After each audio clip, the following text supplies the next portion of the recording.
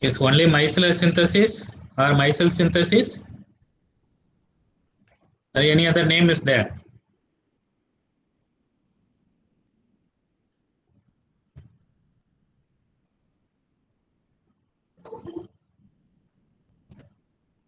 Self-assembly, reverse micelles, microemulsion. There are 3-4 names are there for this synthetic method, and one of the fine methods to synthesize nanostructured materials. And of course, this is one of the chemical approaches or bottom-up approaches.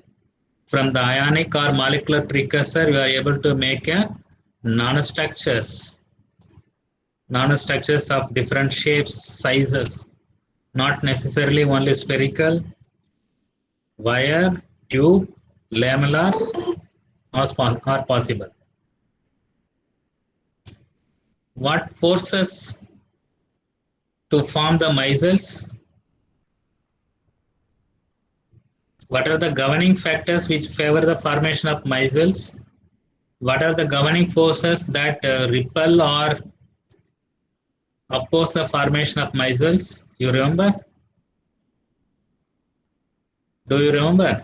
One or two? Hydrophobic forces and entropy. Okay. Entropy favors or opposes?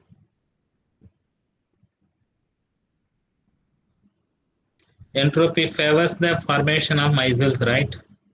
From the highly oriented state, it moves to more disordered. Concentration gradient opposes.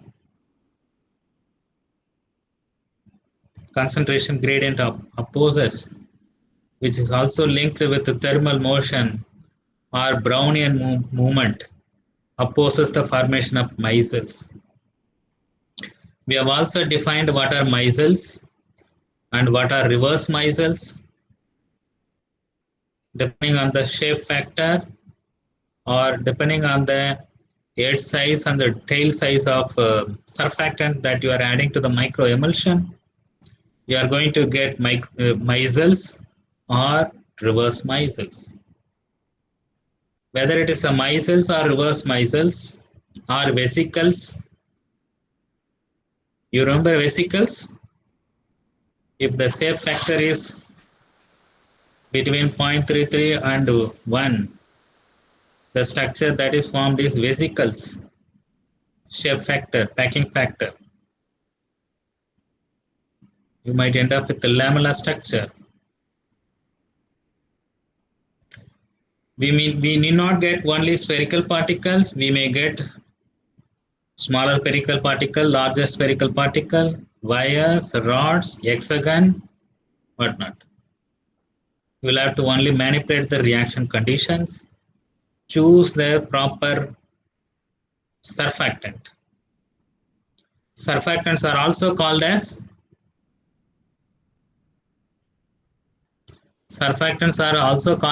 if it is a physical class, I will name one by one now. I will call name and to respond. Maybe I will have to start doing this and seeing all of your names. Surfactants are also known as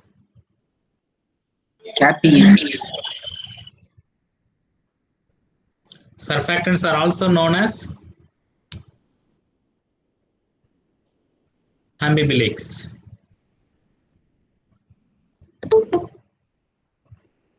Surfactants are also known as ambibilic molecules. They have the dual characters. Polar head, non-polar tail. The other day I said that also tail. Polar head, non-polar tail. Generally, polar head dissolves in water. Non-polar tail dissolves in aqueous. There is a dual characters. Ambibilic molecules. Excuse me, sir. Examples for surfactants. 1 or 2 examples for surfactant. 1 or 2 examples you can recollect. CTAB. Yes, please. CTAB. Yes.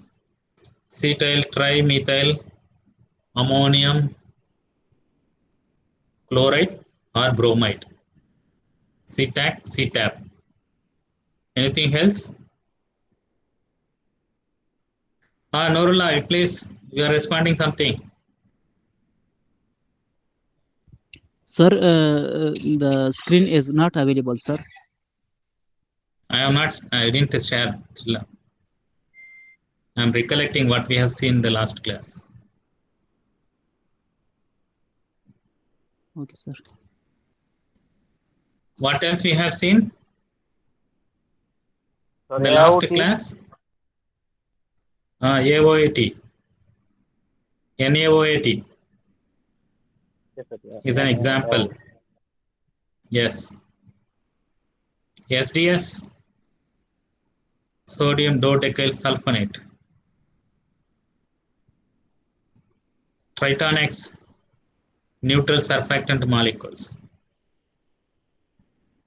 They can have different ionic state: anionic, cationic, zwitterionic, non-ionic. 4 types of surfactants. They are surface active agents and they create cavities, are also known as reaction center. It can be a micelles or reverse micelles. The size and the shape can be tuned depending on the water surfactant ratio and the type of the surfactant that you are adding. What else we have seen? That's all. And today is the last date for registering the courses or unregistering the courses. Once you register, the SAMS portal will be frozen and you will have to give the exam and you will have to pass it. Okay? Both internal and external. Those who have not done, I ask all of you to verify once again.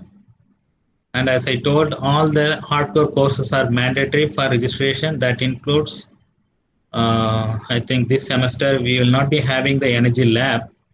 Those who have selected already, don't bother. Energy lab practical will be dealt in the next semester or whenever the class is opened for offline classes.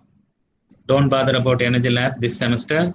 All theory papers will be dealt like this in online classes, and I hope the exam may be at least in the physical examinations. So energy lab, those who have selected already, don't worry. Those who have not selected also, don't worry. So it will be offered in the next semester along with the energy lab too. That's essentially practicals which requires in-person learning or teaching. So the department decided to postpone it. All other hardcore courses are mandatory to register, and I think there are 3 softcore courses, and you are free to choose any all 3 or any 2 or any one.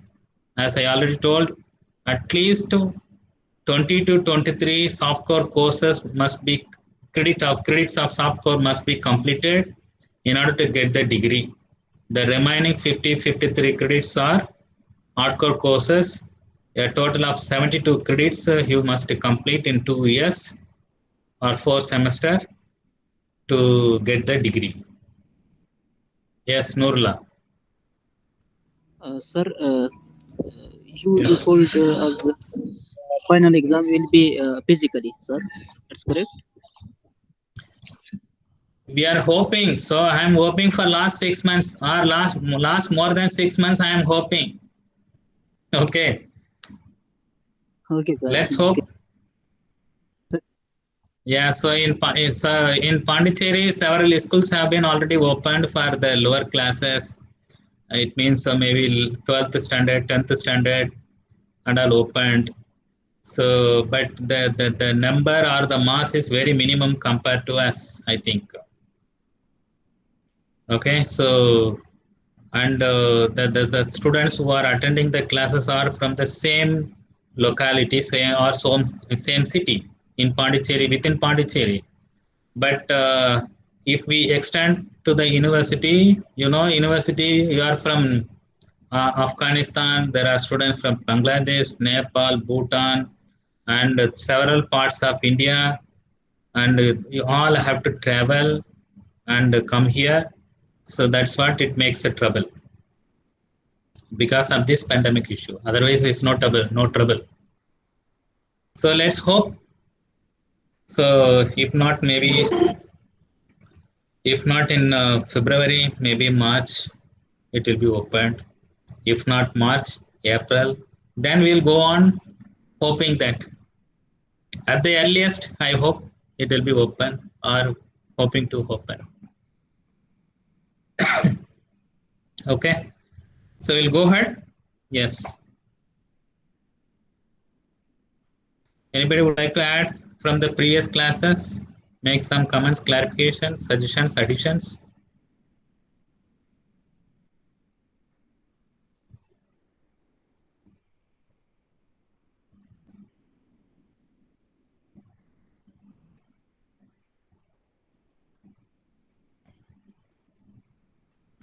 So is my screen visible? Yes, sir. Visible, sir. Yes, sir. Yes, sir. Visible. Okay.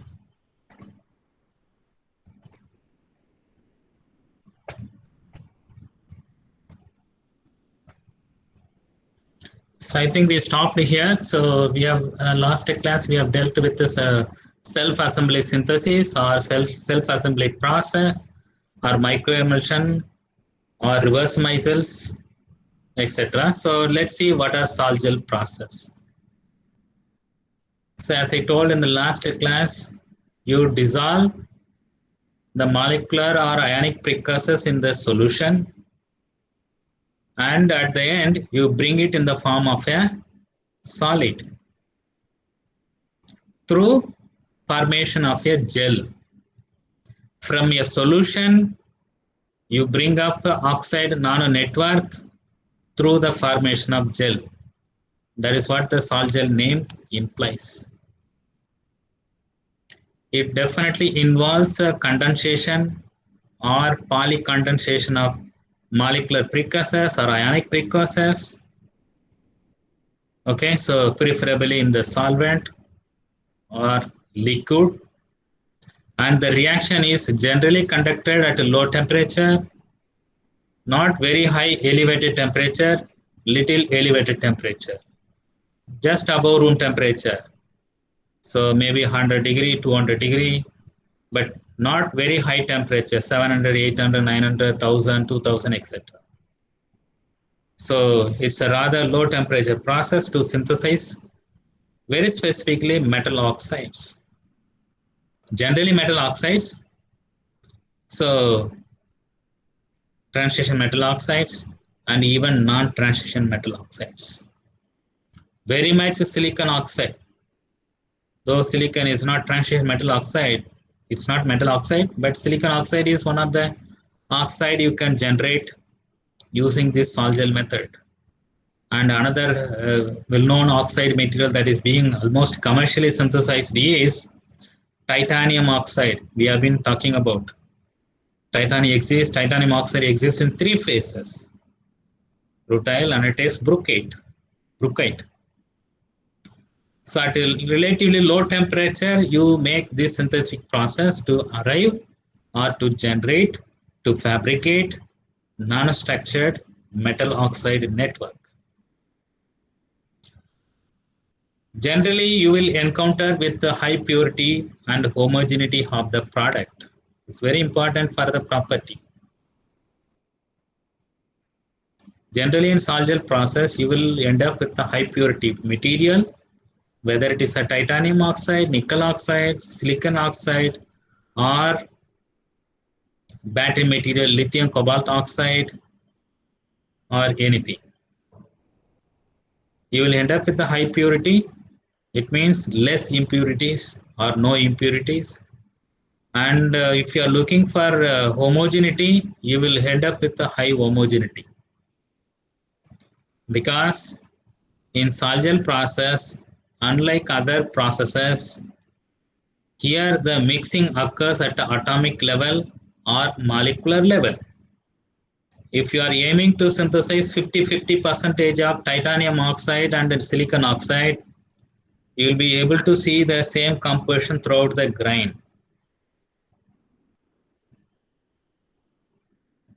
And highly homogeneity, high purity you will be able to get. So generally in sol-gel process that involves, as I told in the beginning, dissolve the molecular or ionic precursors in the solution and bring them back in the form of a solid through the formation of gel. That is the textbook definition if I can add to this sol-gel process. Let's see what happens. What are the steps involved in this sol-gel process? There is some chemistry involved in it. Don't worry, not too much chemistry. I think with any basic chemistry one can follow. From the solution, when you add molecular or ionic precursor, you get a gel.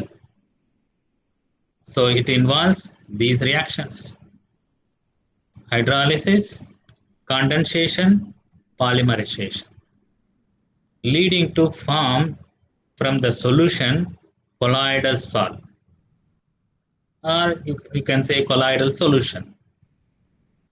Then this colloidal solution is subjected to aging or gelation. How?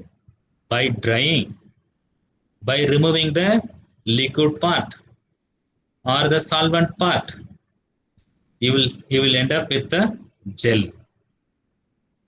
Once the gel is obtained, you will see at the end of these slides or classes, this class, very fascinating application you can adopt this sol-gel process.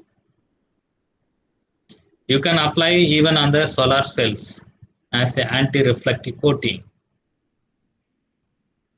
There are already several commercial products available using sol-gel synthesis. You can spin it. You'll be able to get nanowires, nanorods, nanotubes. You can dip coat it.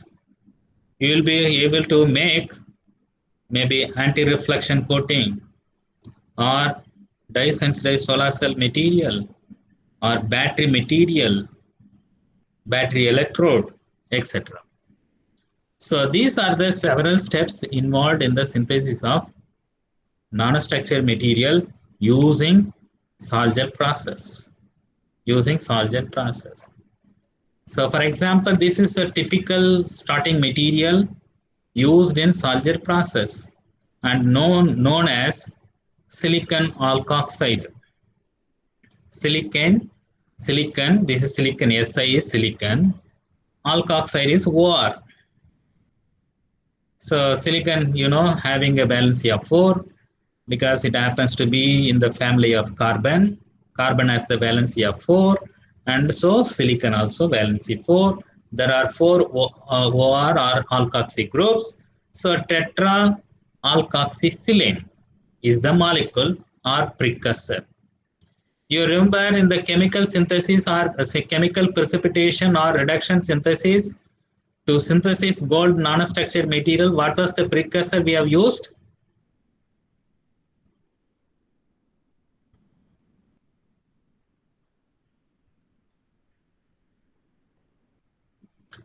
Nothing, right? Nothing was used to get the nanostructured gold. Who can respond? Who can name it? HAuCl4. Auric chloride, simply HAuCl4. Au is in 3+ state. You reduce it using sodium borohydride, lithium borohydride, or any electron donor, including hydrogen. You will end up with the nanocolloids of gold.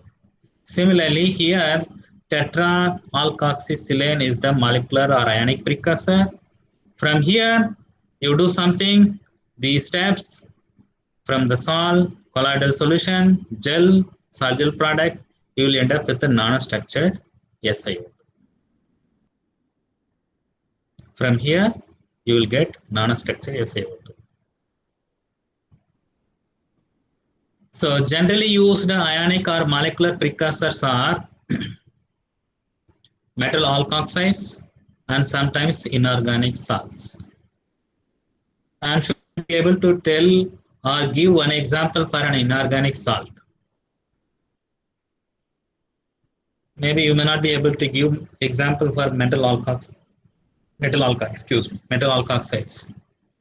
One metal oxide is tetraethoxysilane. The other examples are tetramethoxysilane, tetrapentaxysilane, or titanate.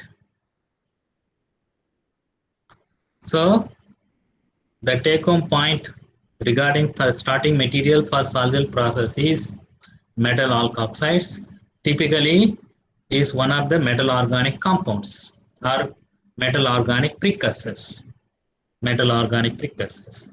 Of course, inorganic precursors can also be used in Sol-Gel process. You wait for a few more slides. I will introduce that.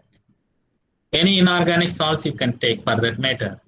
For example, if you are planning to synthesize, can you name any transition metal oxide? Any one transition metal oxide? Or give one example for transition metal. Sir. Huh? One example for transition metal.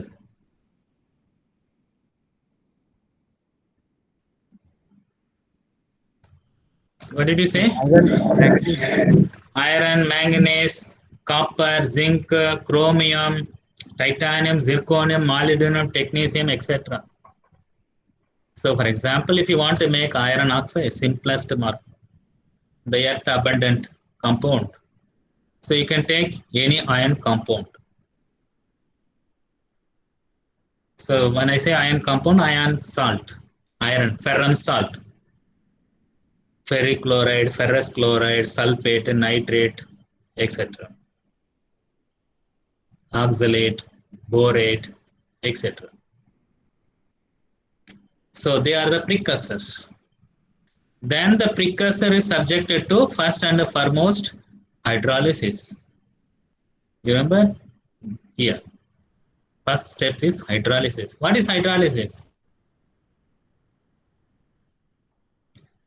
Water is used. Water is involved. Water is involved in it. Hydrolysis will lead to formation of these links. Water is removed. And there is a formation of maybe OH or just O between the metals. By removing water from these two molecules, you end up with the OH. OH is bridging between them two metals or metal ions. And the resultant compound is known as olation. And in the case of only oxygen is bridging between the metals, and it is known as oxolation. Olation, oxolation. When this happens during the hydrolysis. What is hydrolysis? Linked with the water removal. Linked with the water removal.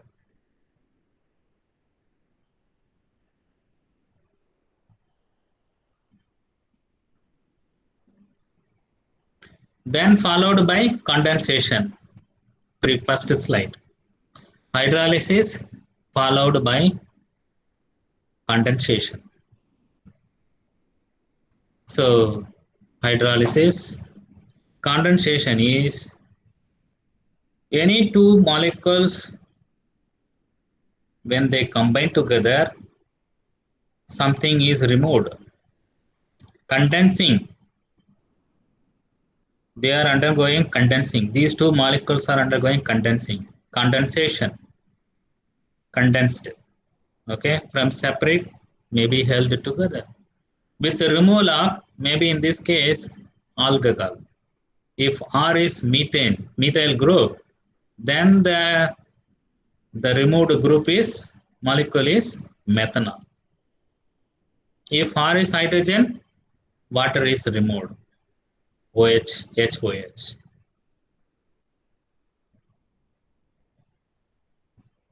Typical example.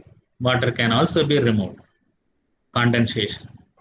Hydrolysis, condensation, condensation. Followed by polymerization or polycondensation. When only two molecules undergo combination with the removal of alcohol or water, the process is known as condensation.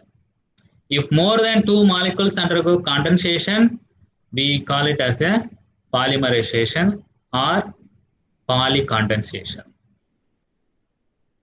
So by the time several molecules combine together and something is removed, a stable grain will be formed and will precipitate as a nanostructure materials. You believe it or not, if you conduct such reaction, okay, so you'll be able to have silicon oxide, SiO2. You see here mixing occurs at atomic level or molecular level. Two molecules, more than two molecules, sometimes several molecules undergo condensation or polycondensation. It means they are undergoing mixing at the molecular level or ionic level, atomic level. What is the merit of having atomic level mixing or molecular level mixing? That is the one reason you get very high purity samples, very high purity nanostructure materials. If not SiO2, any other metal oxides, titanium oxide, nickel oxide, cobalt oxide, iron oxide, anything. All are technologically important. Silicon oxide will become the basis for semiconducting. Titanium oxide is very much exploited as a DSSC material. Titanium oxide is also exploited as a hydrogen generation molecule or compound. Very high purity material you are going to get. And since the reaction is conducted at a little temperature or low temperature, you will end up with small particles, preferably nanoparticles, nanostructure materials. I myself have done it. So several times I have done it. My students do this. When you would have had a physical classes, you would have also experienced this method. Okay, as a course project. So the reaction is conducted at close to room temperature. So there is no much sintering. So nanostructure is preserved. Nanostructure is preserved. So more about the precursor, ionic precursor or molecular precursors. So two types of precursor can be used in metal inorganic salts, iron chloride, iron nitrate, sulfate, etc. The other precursor is metal organic compounds. They are also known as metal alkoxides. Metals we know, oxides we know. What are they alkoxides? They are metal organic compound. Metal organic compound. You see here, when I say metal organic compound, they have metal oxygen bond directly. They have a metal oxygen bond, but not metal carbon bond. Any compound having direct metal carbon bond, they are known as organometallic compounds. Don't bother about that. Even I myself is not expertise on this. So precursor here used in soluble process is metal alkoxides. They have general formula MOR N times. M can be silicon, titanium, yttrium, several metal ions. R can be methane, methyl, ethyl, propyl, hexyl, pentyl, etc. So N can be 4, 5, 6, etc. depending on the metal ions. The very speciality of these metal organic precursor is they are very highly reactive.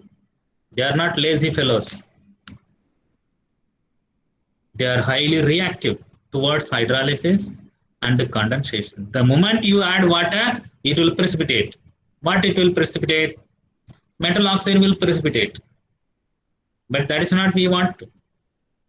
We want controlled reaction. Unless you don't control the reaction, you will end up with the precipitate.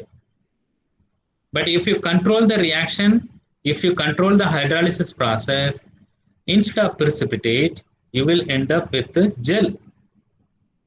You will end up with the gel like this. Uncontrolled precipitation, uncontrolled reaction will lead to formation of precipitate, powders. Controlled reaction will give you gel.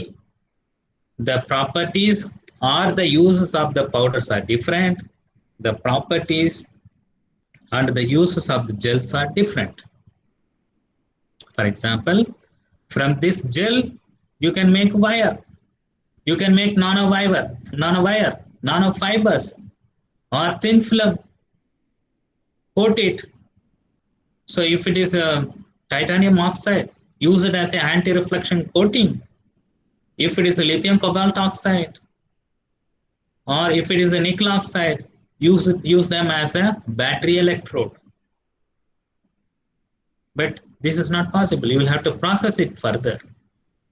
So uncontrolled reaction using metal alkoxides will lead to formation of precipitate. I don't say these precipitates are useless.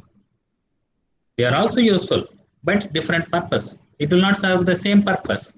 These two products, okay, will not serve the same purposes or same properties. So you have to conduct the reaction at a slow rate. If you hydrolyze and polymerize or condensate slowly, you will end up with a gel. Once you obtain the gel, you will be able to use it for different technological applications, including DSSC application, coating, anti-reflection, anti-resistant, dust repellent, water resistant, etc., depending on the material. So these are the typical examples for the precursor molecules, TMOS, TEOS, and other molecules. Don't worry, I will never ask you to write these structures. What are important is these metal oxides can be very much synthesized by sol-gel methods. So tetrapropoxysilane, tetrapropoxy titanate, tetrapropoxy zirconiate, tetrapropyl propoxy ceriate. So tetramethoxysilane, tetraethoxysilane, etc. One silicon, they are basically silane. Methane, you know, CH4. Instead of carbon, if you replace silicon, you get silane, SiH4. Now you slowly replace or completely replace all the hydrogen by OMe group, and you are done with the synthesis of tetramethoxysilane. Instead of methoxy, you add ethoxy in all the four things, and you get TEOS. And typically used precursor for sol-gel synthesis to get nanostructured silicon oxide. And typically used precursor for synthesis of silicon oxide, titanium oxide, zirconium oxide, cerium oxide. All are technologically important. You believe it or not, titanium oxide is very much used as a battery electrode commercially in the name of LTO, lithium titanate. You take titanium oxide and lithiate it, the resultant lithiated titanium is acting as an anode for lithium-ion battery, commercially available. Theoretical capacity is 176 or 172 milliampere per gram. And I have already told you that the same titanium oxide can be used as an electrode, as a DSSC material, and can also be used as a catalyst to generate hydrogen. Similarly, zirconium, cerium, etc. Cerium oxide is very much used in solid oxide fuel cells. And similarly, zirconium, if you dope 8 mole percentage of yttria into the zirconia, you get a very fascinated material known as YZC, yttria stabilized zirconia oxide. So they are technologically important materials, and they can all be synthesized using these metal organic precursors by means of Sol-Gel synthesis. All these metal alkoxides or metal organic precursors are highly reactive towards hydrolysis and condensation by its virtue, okay, by its nature. But you can control it. There are ways of controlling this hydrolysis process.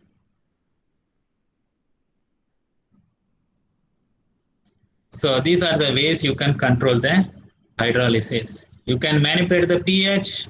You know pH, right? You know the range of the pH, 1 to 14. pH 7 means neutral. pH 14 is highly alkali. pH 1 is highly acidic. The rest of the pHs are towards either acidic or basic. If you manipulate the reaction vessel pH or the pH of the reaction content, you'll be able to manipulate the hydrolysis reaction rate. And you can also manipulate with the substituents. What are these substituents? What are these substituents? These are the substituents. Here, methyl group, propyl group, methyl group, ethyl group, propyl, isopropyl, N-butyl, xyl. What are they? I'm sure at least some people, 1 or 2 can respond. Methyl, CH3O. Ethyl is CH3CH2O. Propyl, N-propyl is CH3CH2CH2.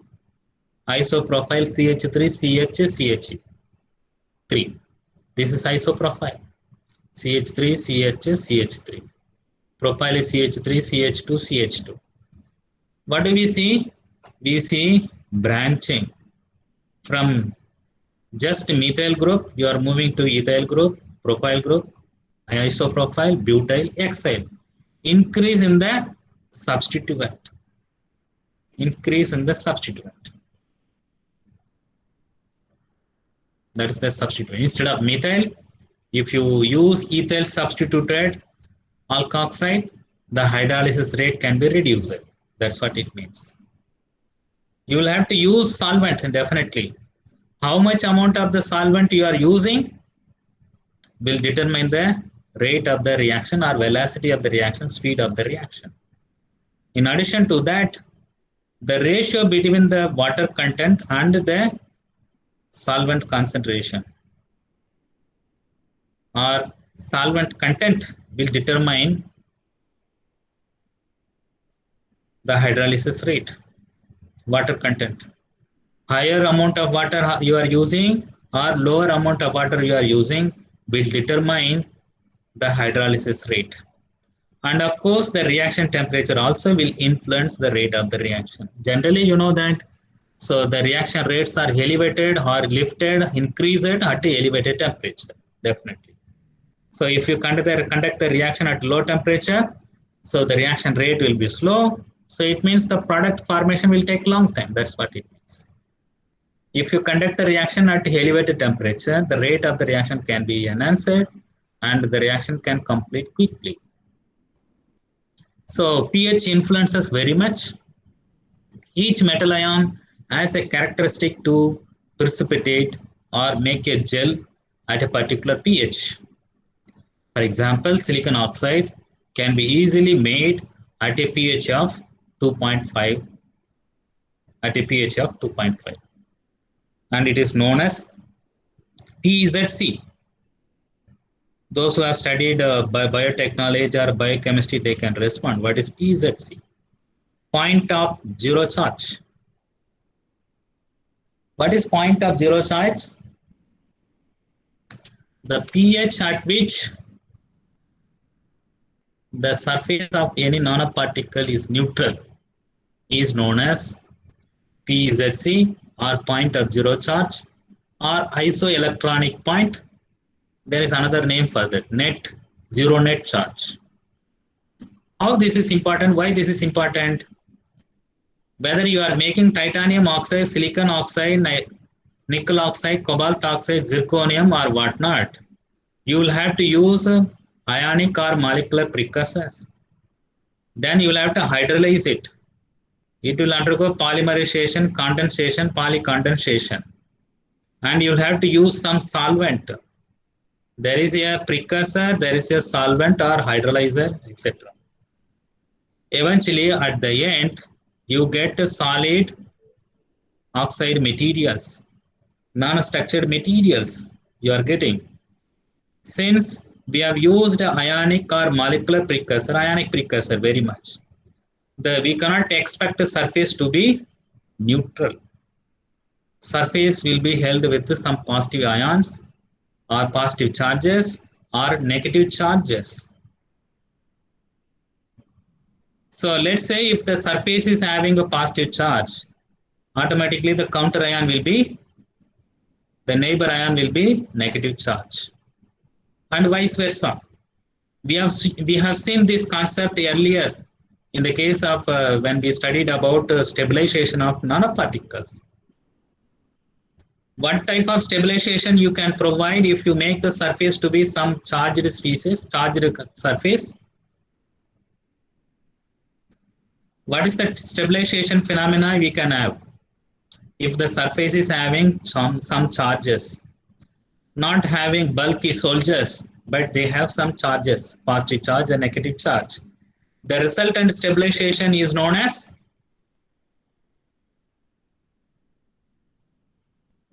electrostatic stabilization. Electrostatic stabilization. Electrostatic stabilization.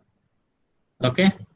So the surface can end with negative charges or positive charges, and it will be counterbalanced by the solution ions.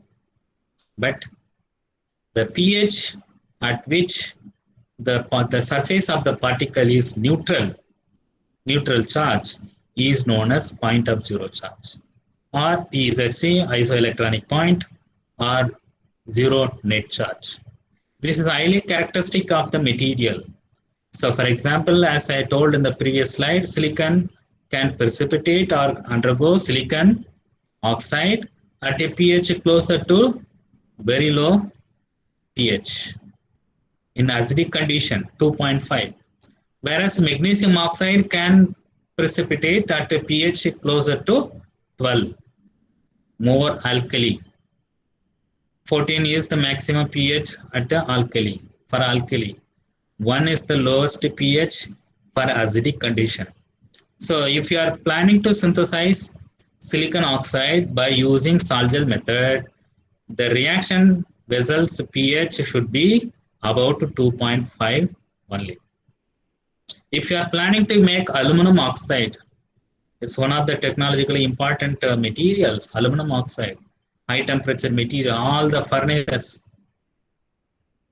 or boards in the lab, heating materials are made up of this aluminum, a brusher material,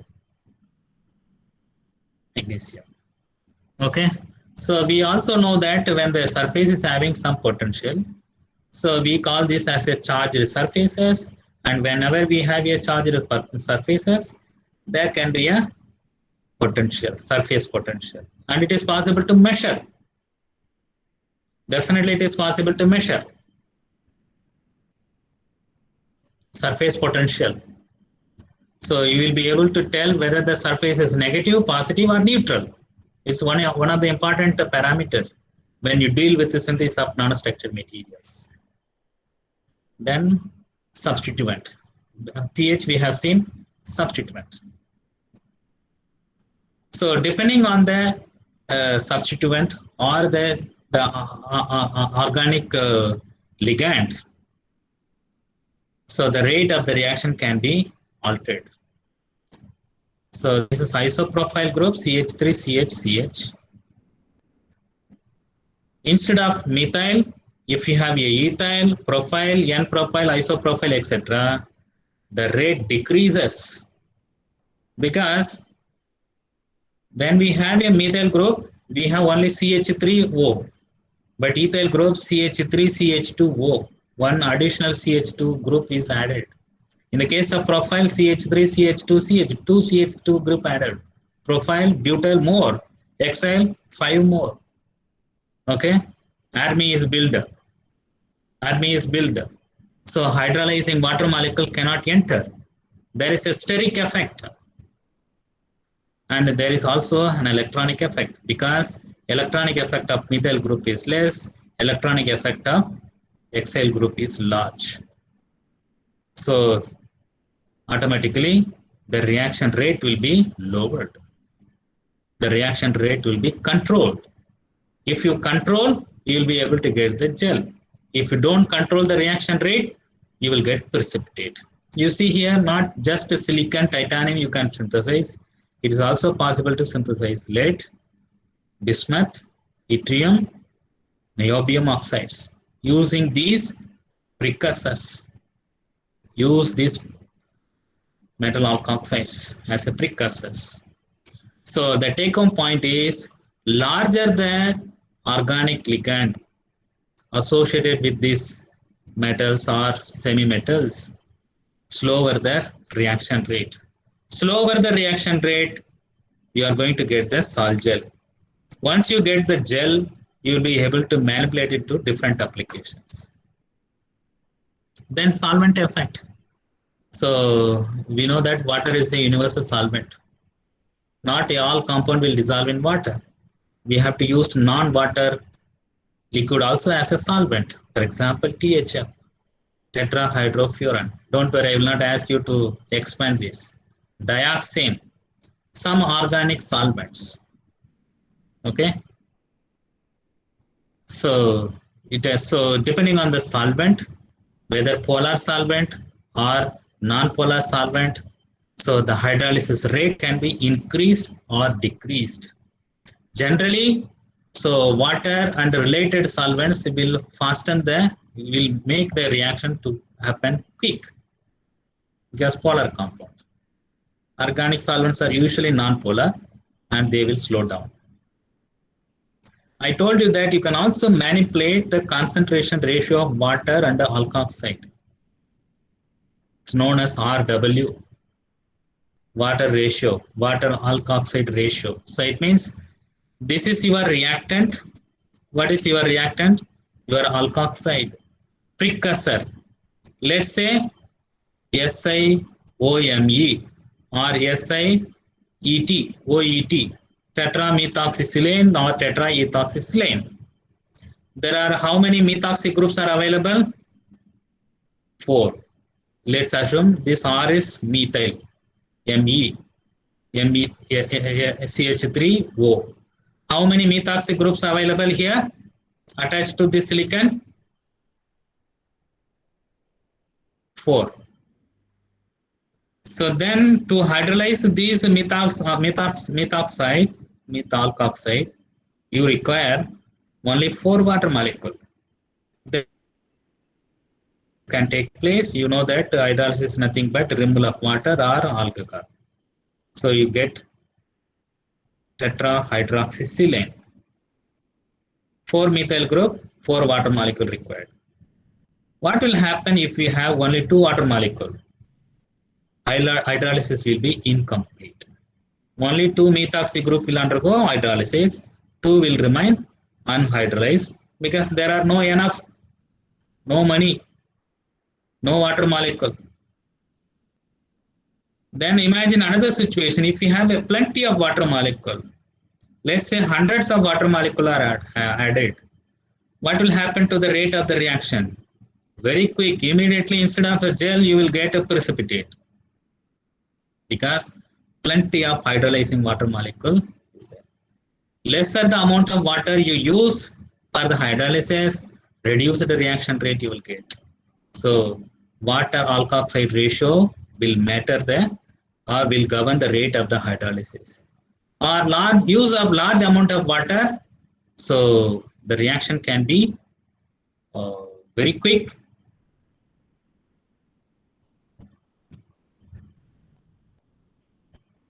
Very quick. So water alkoxide ratio matters. So the other characteristic of these metal oxide precursors are, other than the highly reactive, they are very expensive and sometimes toxic.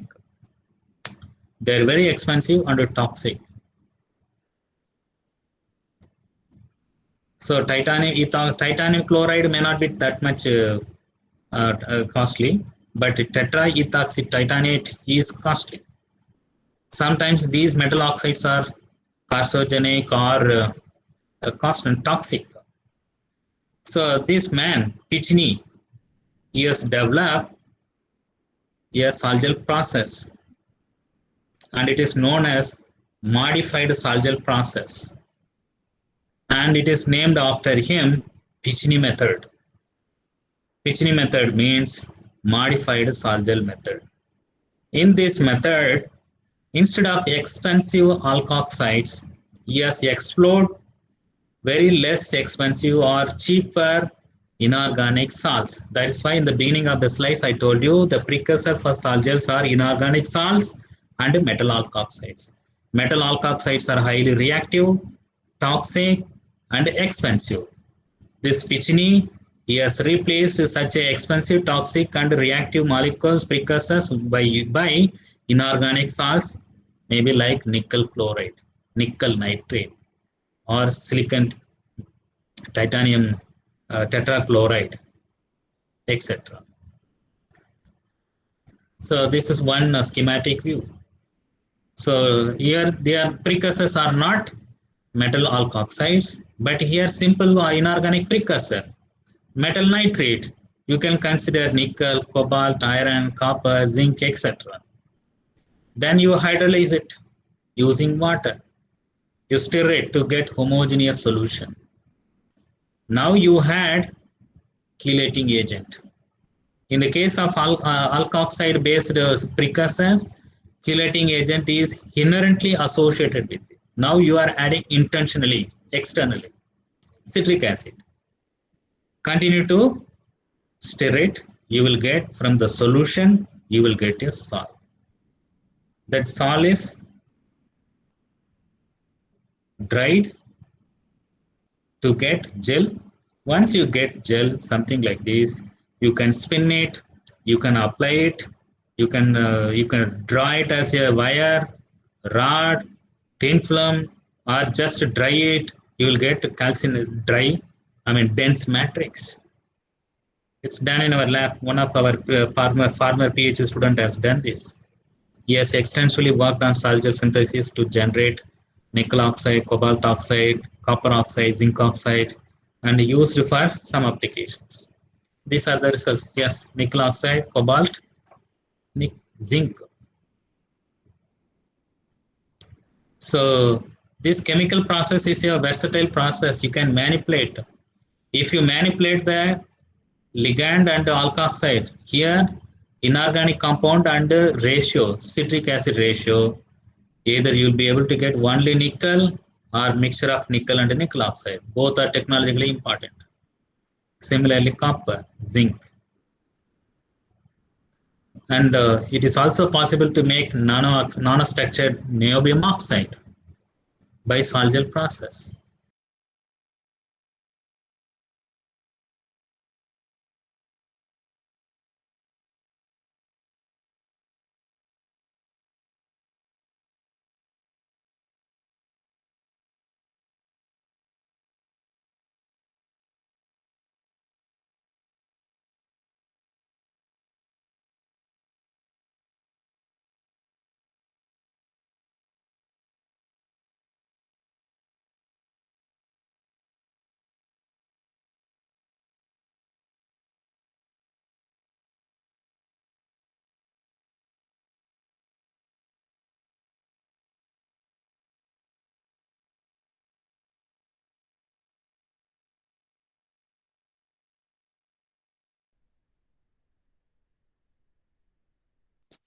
I think the sir voice is not audible.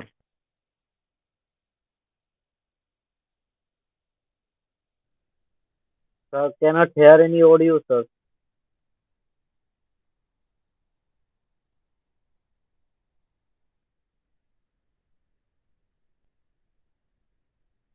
You are not audible, sir.